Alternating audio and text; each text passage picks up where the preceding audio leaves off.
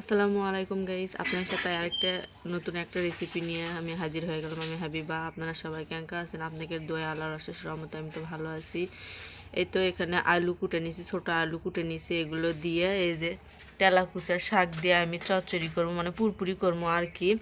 এই যে এখানে পেঁয়াজ, কাঁচামরিচ, লবণ, হলুদ, আদা রসুন বাটা দিছি, পেঁয়াজটা একটু বেশি দিছি।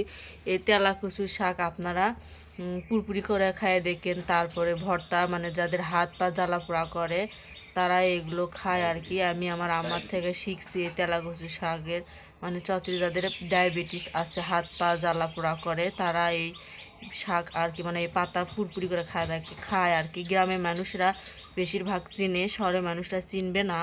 এই যে এক আধ জায়গায় হয়তো এক আধ রকমের ভাবে চিনে। এই যে দেখেন, এই যে তেলা কচুর পাতা এই যে এরকম হয় আর কি, গোল গোল পাতা। এগুলো হচ্ছে বানাসির মতো দেখতে। আপনাদেরকে একদিন দেখাবো কেমন হয় দেখতে, আমি কিভাবে চচ্চড়ি করি সেটা আমার সাথে দেখতে থাকুন।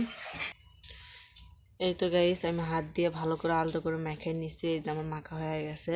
যাদের হাত পা জ্বালা পোড়া করে তারা আপনারা একদিন হলেও ট্রাই করে দেখবেন, হাত পা জ্বালা পোড়া আর করবে না। যেহেতু আমি মাছের ঠোঁটা কাটা দিয়ে পুরপুরি করেছি, এই যে মাছের ঠোঁটা কাটাও দিয়ে দিছি আপনার সাথে, সেটা আর শেয়ার করিনি। এই যে পরিমাণ মতো অল্প করে পানি দিয়ে আমি এই যে ঢাকা চুলায় বসে দিলাম। এই তো গাইস, আমি এই যে পুরপুরি হওয়ার ভিতরে আমি হালকা নাড়াচাড়া করে দিচ্ছি, দিয়ে আমি আবার ঢাকনাতে ঢেকে নেবো। যেহেতু আমি এটা পুরপুরি করেছি, একবার পুরপুরা লাল করে নেবো। এই তো গাইস, আমার পুরপুরি হয়ে গেছে। রেসিপিটি যদি ভালো লেগে থাকে অবশ্যই আমার পুরো ভিডিও দেখে লাইক কমেন্ট সাবস্ক্রাইব করে পাশে থাকবেন, আর একদিন হলেও ট্রাই করে দেখতে পারেন আপনার এই রেসিপি। ভালো থাকবেন সবাই, আল্লাহ হাফেজ।